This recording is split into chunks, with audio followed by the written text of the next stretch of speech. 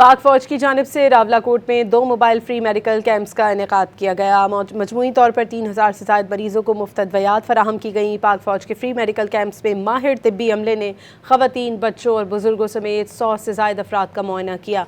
रावलाकोट के शहरियों ने पाक फ़ौज और कानून नाफिज करने वाले इदारों की जानिब से मुफ्त मेडिकल कैंप के इनेकाद को भरपूर सराहा। पाक फ़ौज की जानिब से रावलाकोट में 2 मोबाइल फ्री मेडिकल कैंप्स का इनेकाद किया गया। मजमूई तौर पर 3000 से ज़ायद मरीज़ों को मुफ्त अद्वियात फराहम की गई। पाक फ़ौज के फ्री मेडिकल कैंप्स में माहिर तिब्बी अमले ने ख़वातीन, बच्चों और बुजुर्गों समेत 100 से ज़ायद अफराद का मुआयना किया। रावलाकोट के शहरियों ने पाक फ़ौज और कानून नाफिज करने वाले इदारों की जानिब से मुफ्त मेडिकल कैंप के इनेकाद को भरपूर सराहा।